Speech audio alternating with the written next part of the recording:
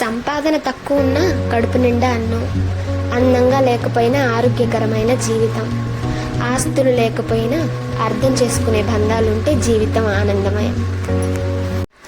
నటించే వాళ్ళు నలుగురితో బాగానే ఉంటారు, యథార్థం మాట్లాడే వాళ్ళే ఒంటరిగా ఉంటారు. అందుకే అంటారేమో యథార్థవాది లోక విరోధి అని.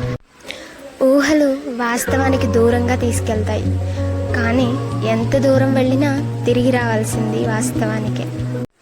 తప్పు చేసి తమదే గెలుపని వాదించే వారికి ఎదురు చెప్పకండి. నిజానికి ఆ వాదనలో న్యాయం లేదని వాళ్ళకి తెలుసు, కానీ అహం అడ్డుగా ఉండడం వల్ల ఒప్పుకోరు. లైఫ్ ఈజ్ బ్యూటిఫుల్ అనేది నువ్వు కోరుకున్నది జరిగినప్పుడు కాదు, జరిగిన దాన్ని నువ్వు యాక్సెప్ట్ చేసే మెంటాలిటీ వచ్చినప్పుడు. గుర్తుకు రావడం గొప్ప కాదు, మరొకపోవడం గొప్ప. ఎందుకంటే గుర్తుకు రావడం మెదడు చేసే పని, గుర్తుంచుకోవడం హృదయం చేసే పని. మనం ఉండాల్సింది ఎదుటివారి మెదడులో కాదు, ఉండాల్సింది వాళ్ళ హృదయంలో.